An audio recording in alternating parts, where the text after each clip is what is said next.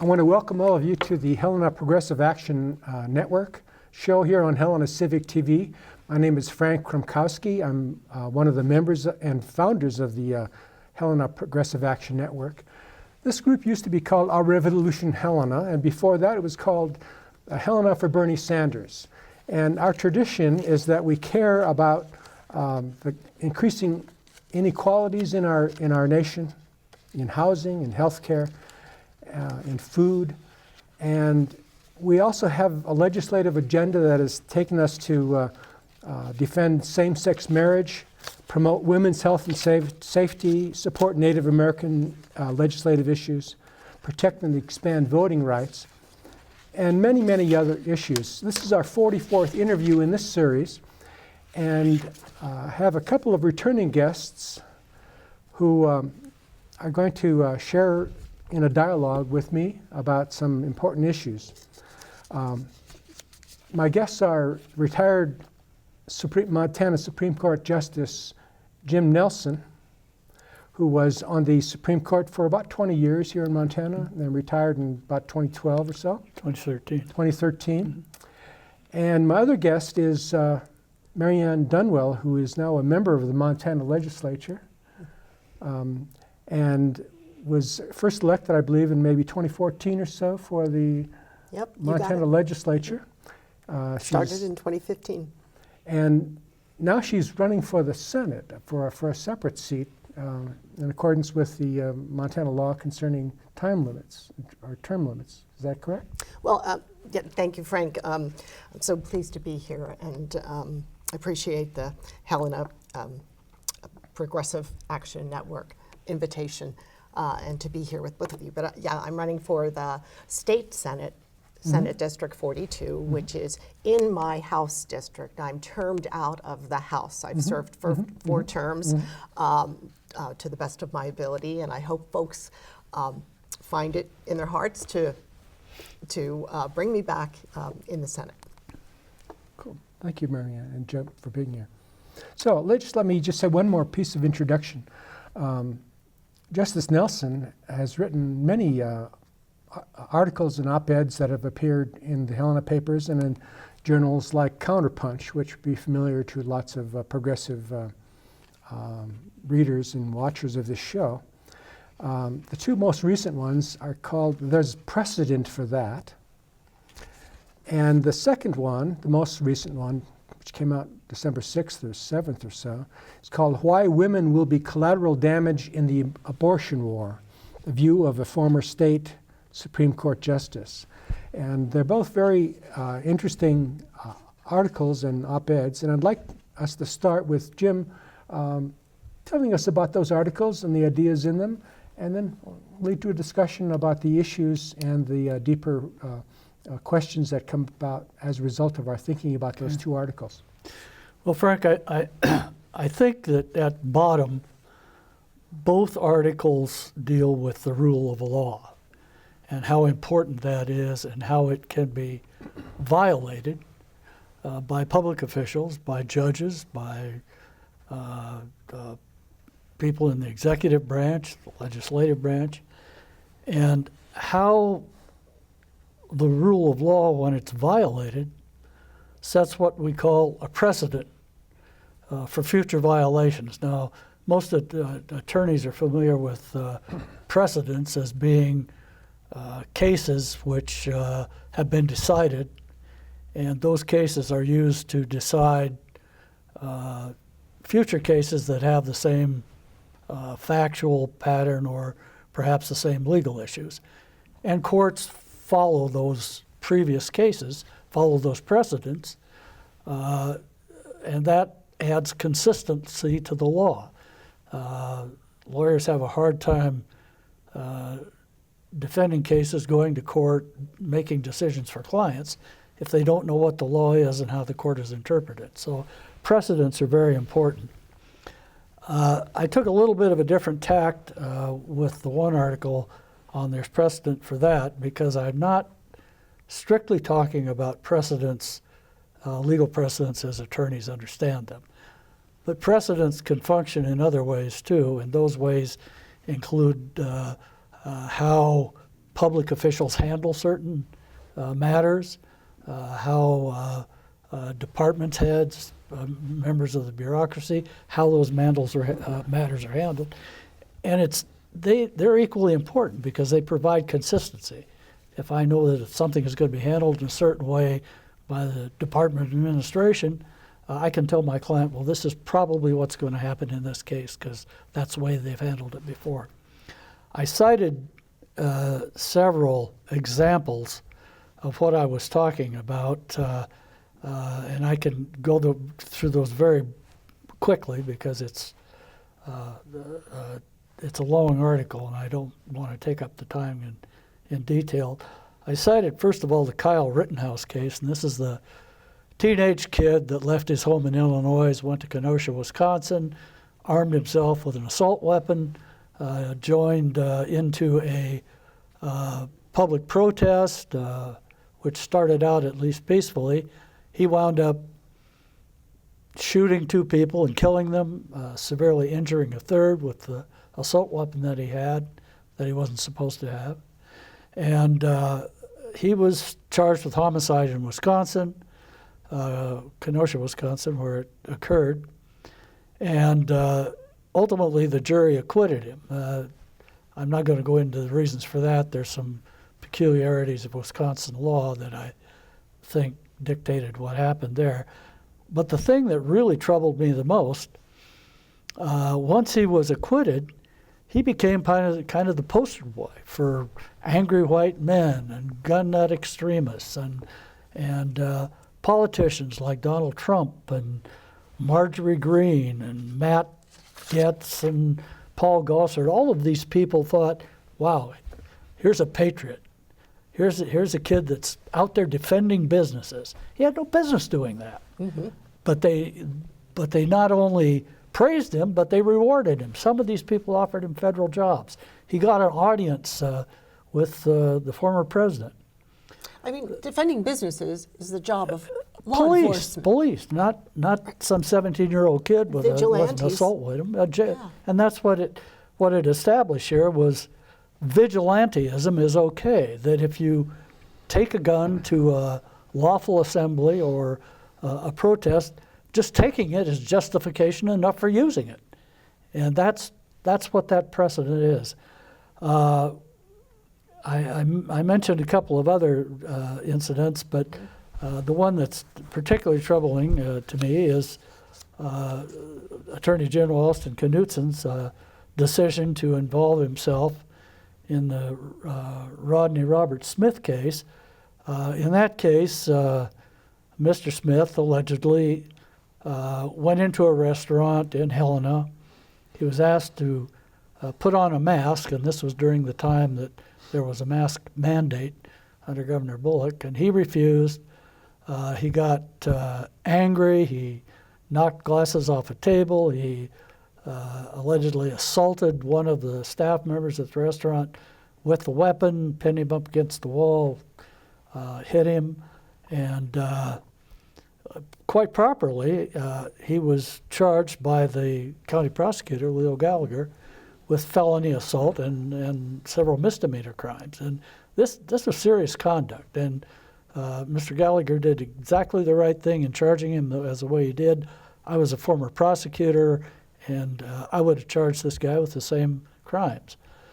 Well, for whatever reason, which I don't know and I don't think the public knows, Attorney General Knudsen told Mr. Gallagher he should dismiss the felony charges and dismiss the case. And Mr. Gallagher quite properly again said, no, I'm not.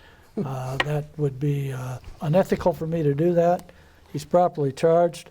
And so General Knudsen got involved in it and took over the prosecution of the case, cut some kind of a sweetheart deal with this guy that he was charged with misdemeanor disorderly conduct and charged $50 fine. So it went from some serious felony charges involving, by all accounts, a weapon, down to a tap on the wrist. That sets a precedent. So what happens? Well, I'm a defense attorney. My client's charged with felony assault with a weapon. what do? Just call up the Attorney General and say, hey, got a good Republican here. He's pro-gun. I need you to get involved in this. Let's get rid of these felony charges and send this guy on his way. So there's that, and then there was the General Knutsen's involvement with the matter of St. Peter's Hospital, and 3 public officials, including at least Lieutenant General Kristen Hansen and Public Service Commissioner Janet Fielder, were involved with harassing, I would say, and by St. Peter's own language, threatening people at the hospital, staff, doctors, because they refused to provide intervectum, which is horsewormer, to an A-list Republican woman who was sick with COVID. And so there's that. And then there was General Knutsen's involvement with Marty Lambert, who's the county attorney for Gallatin County at the time. And again, Mr. Lambert was directed by the Attorney General to dismiss a lawsuit involving a bar and the bar's willful violation of certain laws, rules that the county health department in Gallatin County had passed to try to contain the COVID. And Mr. Lambert refused, and that case got settled kind of along the same way as the Smith case. The bottom line with all of these things, and I haven't covered all of the incidents that I talked about. Oh, go for it. Well, I mean, I know. We'd be here forever, right? I don't want to monopolize this, but the incidents of gun violence and thuggery and abuse of political power not only have gone unpunished, which they should be. That incident involving a hospital, there were people there that committed probably official misconduct, which is a misdemeanor criminal offense. None of this has been punished, and in fact, in many cases, it's effectively or actually been rewarded. So I raised the question, what happens when other fact situations like this come up? Do public officials get involved in threatening doctors and people to get favors for their partisan clients? All you have to do is carry a gun into assembly, shoot somebody, and automatically it's self-defense because, oh gosh, I was in fear of my life. What were you doing there with a gun in the first place? Mm-hmm. So all of these things set precedents that effectively set the tone for and reward lawless conduct in the future. The second, and I'll go into the second one just very quickly, the matter concerning women being collateral damage in the abortion war. Can we comment on this precedent? Oh, Because Sure, we can come back to the other article. Go ahead. I mean, it's egregious. It is just egregious. And I'm wondering, in the case of Attorney General Knutsen, where the Montana Bar Association is. I mean, in my opinion, in my humble opinion, General Knutsen, as you call him, committed official misconduct and abuse of power in office. And there is a process to deal with that. The electorate can circulate a recall petition. In the next election, we elect leaders who are not about power for themselves or autocracy or authoritarianism, but they are about serving people, servant leadership. It's an official field. I think we need to speak out, letters to the editor, demand better governance, and I'm really, really concerned that this, as you said, I mean, good for you for calling it out and saying this is creating a precedent, a legal precedent.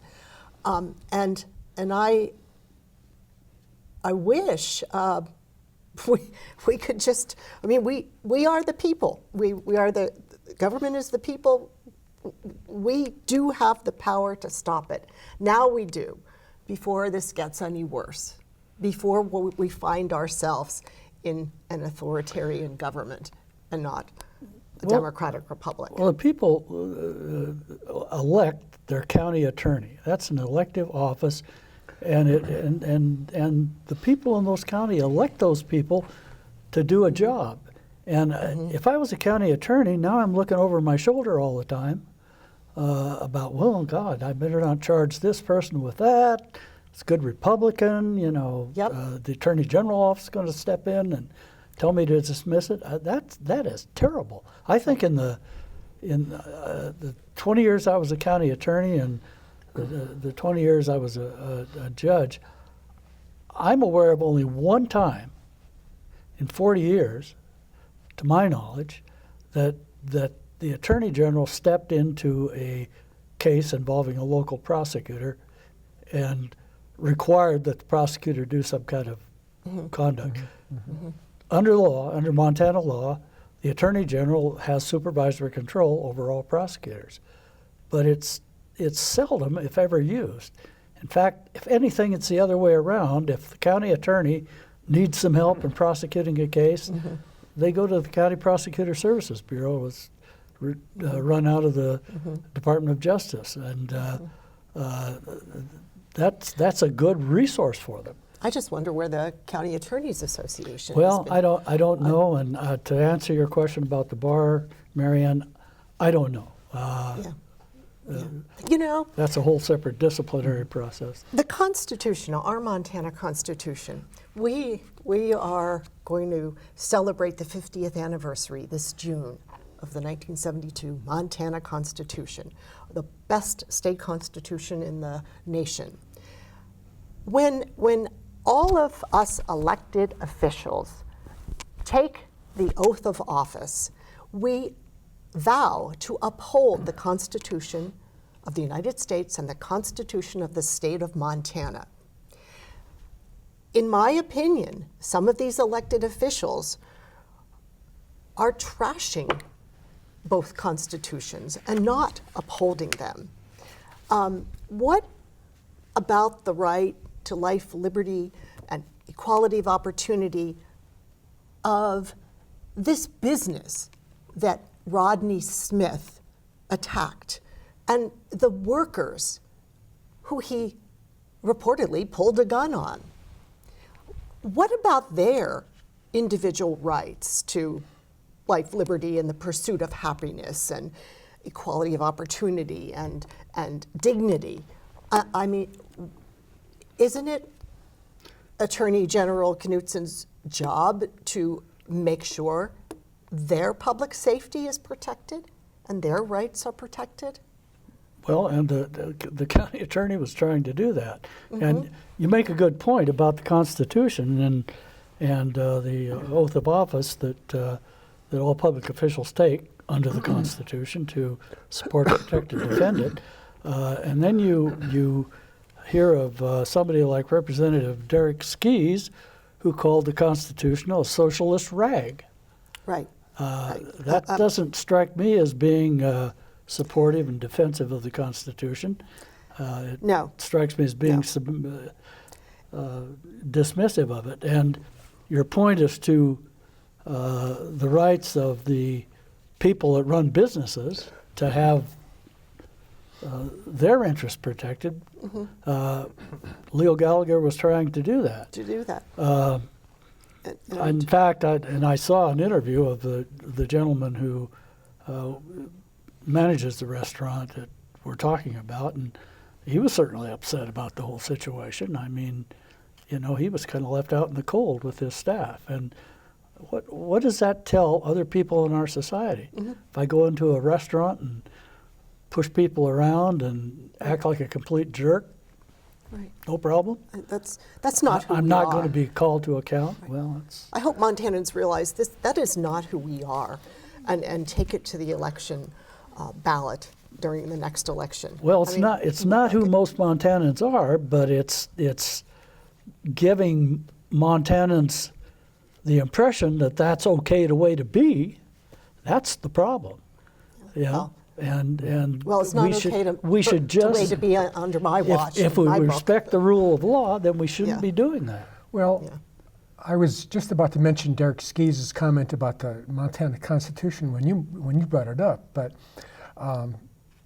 clearly, if someone in a public position like his believes that the Montana Constitution is socialist, shows that they are ignoramuses. I mean, anyone who has actually studied, capitalism, socialism, and so forth would know that comment is just a general sort of gutter, ignorant comment made about the Constitution of Montana. Most people don't know much about the Constitution of Montana, I would say. But one of the things that I know is in the Constitution is related to your other article. It's the right of privacy in the Montana Constitution, which you used back in 1974 in the case of Linda Greisen, who was challenging the anti-sodomy statutes in Montana, and you upheld her challenge to that law based on one important key part of the 1972 Constitution, the right of privacy. And most people maybe would not know that it's there, and that's one of the beauties of the Montana Constitution. But the idea is that, my idea is that there are lots of other examples we could cite, including not only Montana Attorney General Knudsen, but former Attorney General of the United States, Yeah. making decisions on behalf of their buddies, like Donald J. Trump. Well, and you mentioned the right of privacy in the Greisen case. The right of individual privacy was the constitutional provision by which the Montana Supreme Court in Armstrong versus State upheld the right of women to seek and to get abortion services based on their consultation and advice with their health care provider, and that the government didn't have any right to interfere with that. But it was the right of individual privacy in the Montana Constitution on which the Supreme Court decided that case. So the right of individual privacy, and since you bring it up, is one of the fundamental constitutional rights in Montana's Constitution that is not mentioned or protected as a textual right in the federal Constitution. The courts have intuited privacy from various other liberty interests in the federal Constitution, but Montana has a right of individual privacy. It has a right of inviolable human dignity. It has a right to a clean and healthful environment. It has a right for the public to observe and to be able to read and access public documents and to participate in government. Montana has probably 17 constitutional rights that the federal Constitution does not textually protect.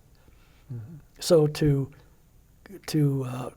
have some guttural comment or moronic comment, or however you want to characterize it, that the Montana Constitution is a socialist rag, I think calling it moronic is probably hardly sufficient enough. So if the especially from a public So official. if the Supreme Court justices of the United States were to be bound by the Montana Constitution in some of these cases, they might be not going in the direction that they seem to be going with the object of your other article, which is about the recent Supreme Court hearing concerning abortion rights.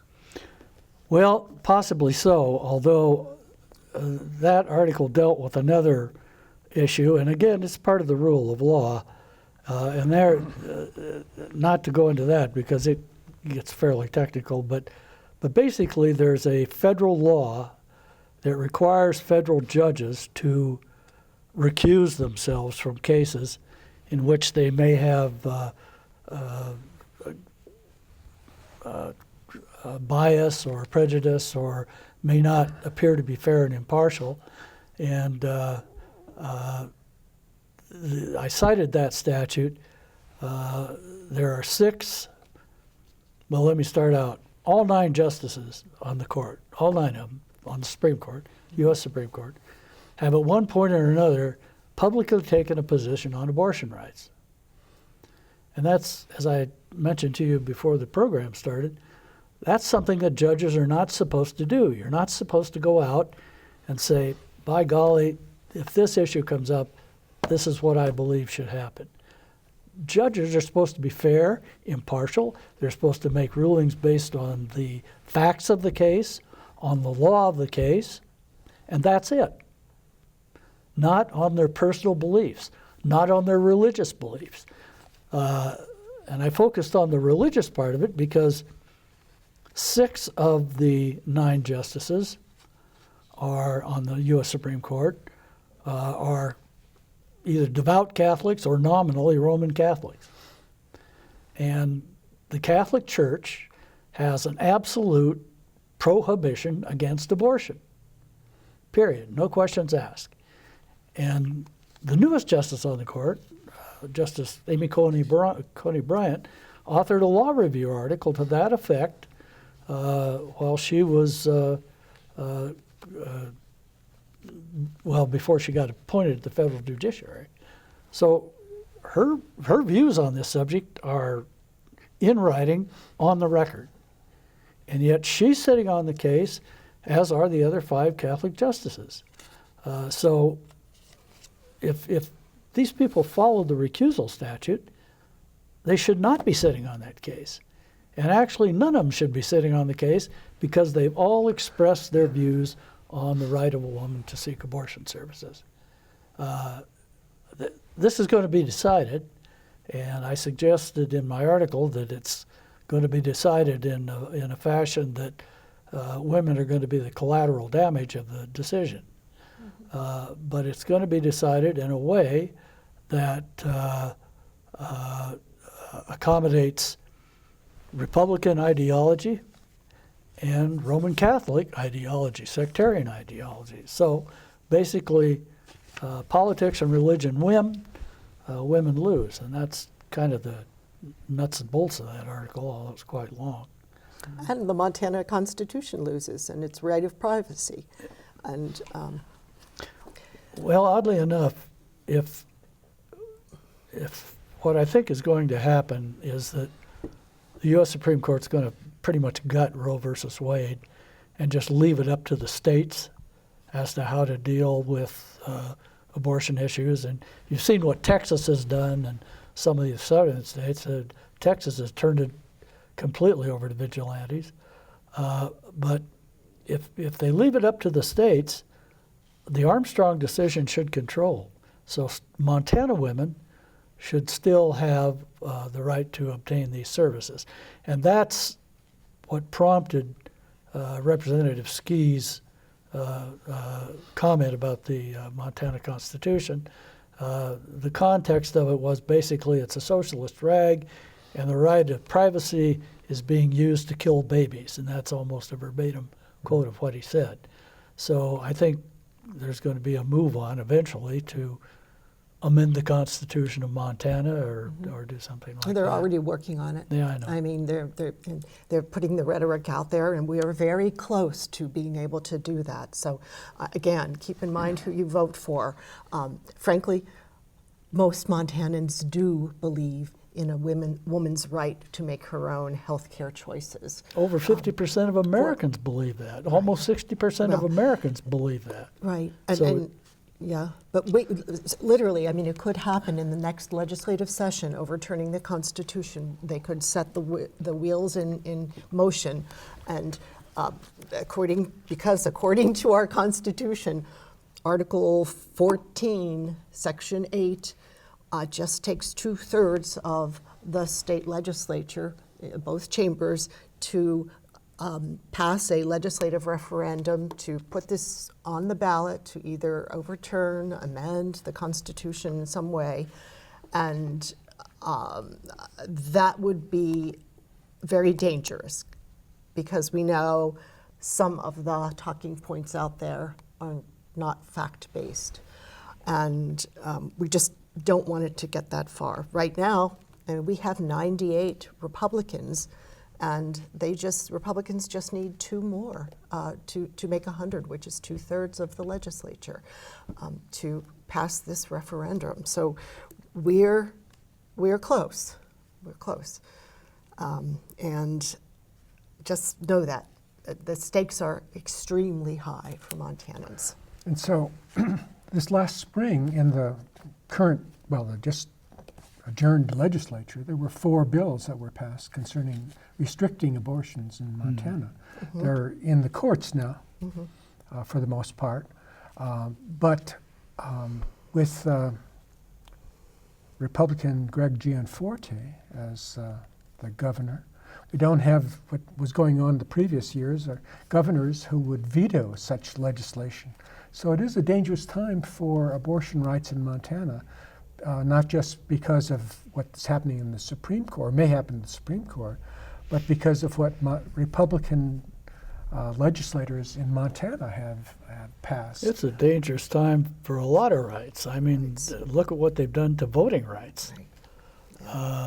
Those are being litigated, those laws too, but they've restricted the right to vote, and the right to vote in free and fair elections is as close to an absolute right in Montana as I can imagine.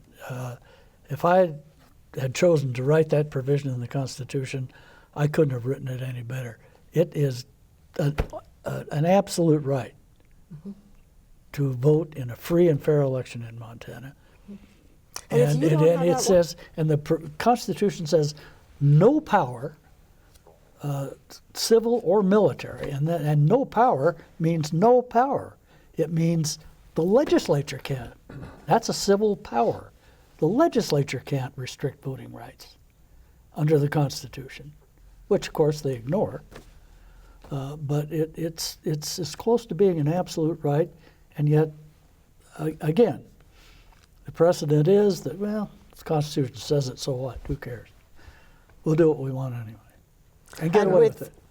With the way our judiciary is being appointed now, and we lost the commission, judicial commission, I'm worried about outcome of court cases. And I know that, Marianne, that you were in Washington, D.C. not too long ago trying to lobby for some federal protections of those voting rights. Yeah. Mm-hmm. But it seems like that would be the John Lewis the For the People Act. For the People Act, which would restore some of the, or most of the rights that have been, diminished because of various decisions by the federal government or by state government. Yeah. But these are things that a lot of citizens feel pretty much helpless about. Maybe most people in Montana would agree that we should have, continue the reasonable abortion rights that have been in place for a long, long time. Most people would say, but we can't get Congress to repass or to revote to restore those rights at the federal level.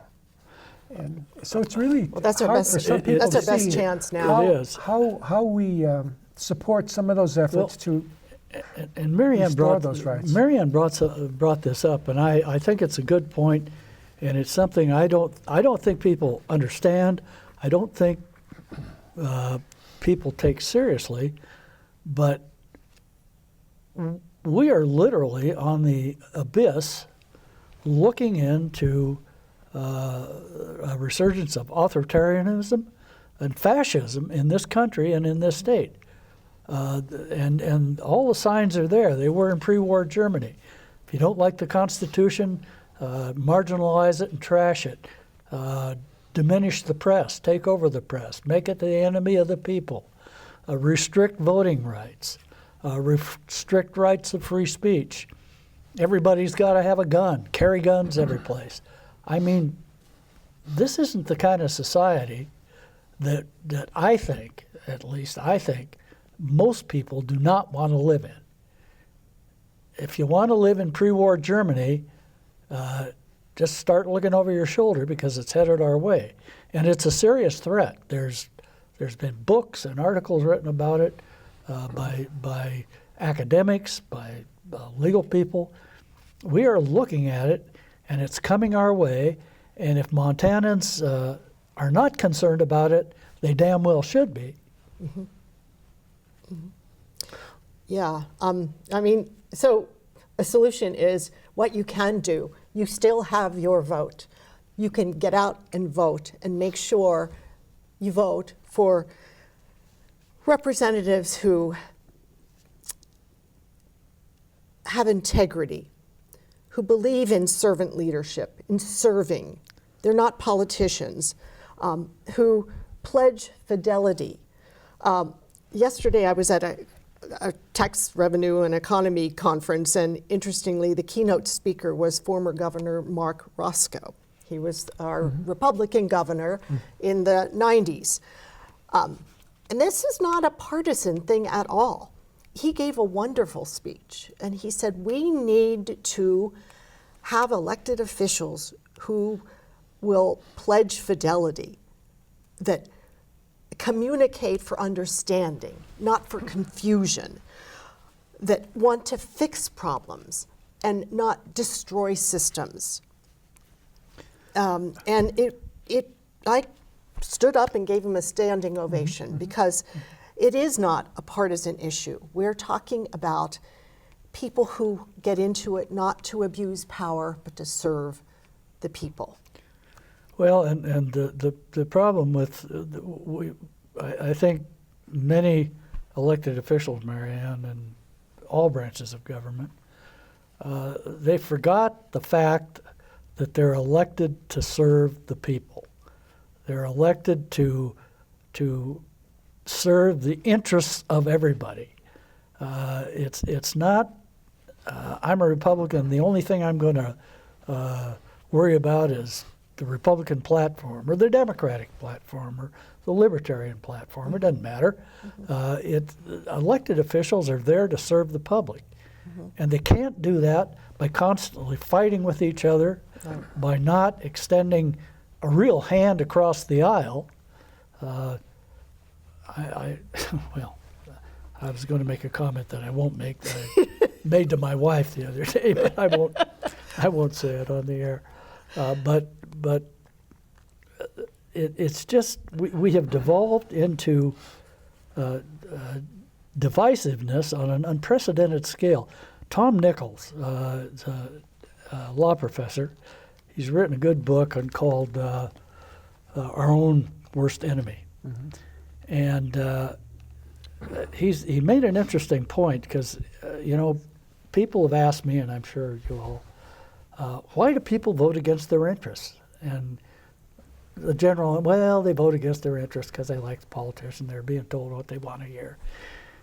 And he's come up with a different take on that, and I think it kind of hit me in the gut.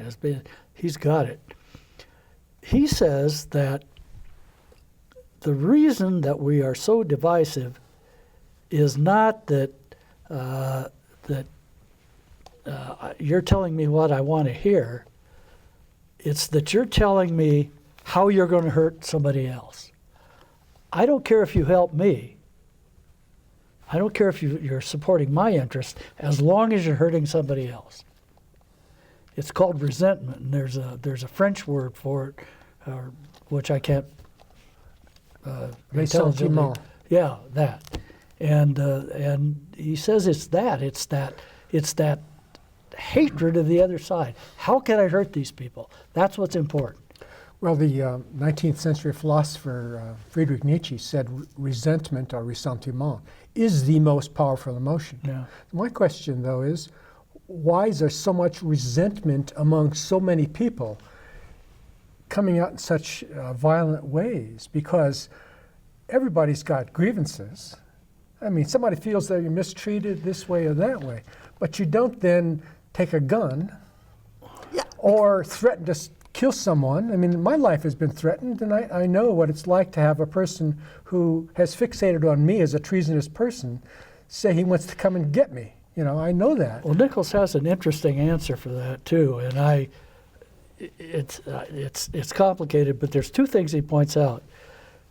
He says that as bad as Americans think they've got it, you know, oh geez, I wish the good old days were here, and I want to live in the 50s again, and they really don't. I mean, but Americans have become so narcissistic. It's all about me, me, me, me. So they become narcissistic, and part of the problem that fosters that is the hyperconnectiveness of social media. We know everything about everybody that we want to know.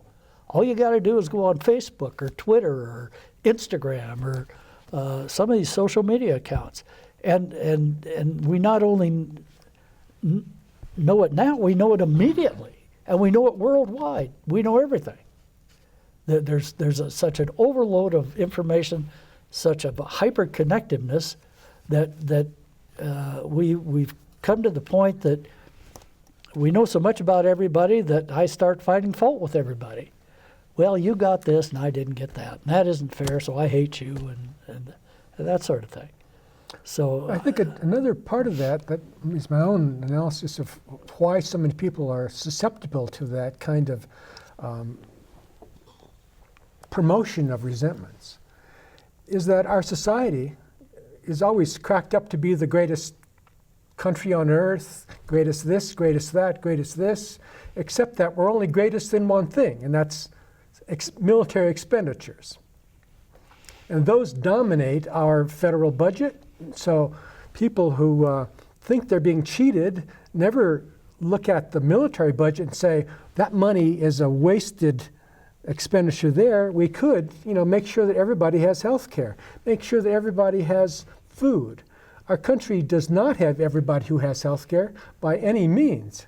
We're way down in the level of countries who provide health care to their population. As far as food, food insecurity is a huge problem here in Helena. For housing, we're in a housing crisis here in Helena. But people might think, well, somebody's asking for something that they don't deserve. And so there are a lot of people who, don't have the housing they need or wish they had better housing. But they're somehow conned into believing that somehow if we move towards those kinds of things, food for everyone, health care for everyone, fair housing for everyone, somebody's going to be cheated because those are just socialist rag ideas, but really, they're ideas that come from the traditions of Christianity and Judaism and Islam, which says, whatever you do to the least of our brethren, you do to me. Yeah. We are supposed to care for those whose needs are not being met. And I think part of the decline of religion in the United States, meaning the decline of religion of the type that I just mentioned, the type that prioritizes the needs of the poor, for the orphan, of one another, and the rise of a religion which doesn't care about those things. It is, forgets the basic teachings of Jesus or Muhammad or others. Well, it's a longer discussion, but boy, we've I think touched into something really deep here. I mean, that's exactly what happened during the rise of the Nazis. They had their own religion, Arianism. And it was God decreed that blue-eyed, white, blonde people should rule the earth, and feeble-minded people, LGBTQ people, Jewish people. What did Hitler refer to them as? Worthless eaters. Do you think that's where the conservative religious right is right now? I think that the conservative religious right is, I don't know that they've gone quite that far, but they are I think Frank makes a good point. Religion is an excuse for their actions, not a guide to their actions. And that's what's happening with this abortion issue. Historically, abortion was punished criminally, and women were abused at the hands of butchers and quacks, and so. I remember growing up. Yeah, Girls in high school sure, but injured forever, or yeah, lost, but they lost a made life. they made finally in the 60s and early 70s, their wisdom prevailed, and it became a medical matter. A woman with her doctor. But then when Richard Nixon was looking to woo Catholics and evangelicals, he turned to the Roman Catholic human sanctity model, and once again, abortion then became a religious political issue, which it's not. It's not. If a man has a vasectomy, should that become a religious political issue? It should be banned. If he's not going to foster children. Why isn't capital punishment a religious political issue? Well, in some, the Catholics at least are against that, but. Well, we only have 2 minutes left, and I want to give each of you a chance to reflect back upon our conversation here and maybe see what you would suggest that we do, or some sources of hope in light of all these deadly things that we've been talking about. So I'd like to begin with you, Jim, and then have Mary Ann finish off. Well, very quickly, we've talked about precedent, and I think I've plowed that ground sufficiently. Democracy is not a spectator sport. If our citizens in Montana and in the federal citizens of our country, if you want to keep democracy, if that's going to be our model, if democracy reflects our values as a people, which I think it does, it should in most instances, we're in the fight of the life to keep it. People have to, as Mary Ann suggests, cross-examine people running for office, pin them down. Don't let politicians give you this. I ask question A, you answer question C. That's bull. Pin them down. Cross-examine. Write letters to the editor. Make your voices heard in public assemblies, and don't be cowed by these people carrying guns.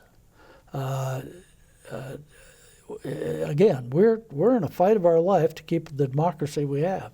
And if we don't fight for it, we're going to lose it. It's that simple. So I echo the same thing. Our Constitution guarantees our right to engage in our government. Do it. Engage in your government. Testify at the legislature. Listen to city commission meetings, county commission meetings. Write letters to the editor. Vote. Speak up. Weigh in on things your government is doing. Pay attention. While we still can engage in our government freely and vote freely. Our past legislative session made it more difficult to vote, eliminating same-day voter registration and voting, but you can still register up until the day before and vote the day before. They're chipping away at that basic fundamental right of our democracy.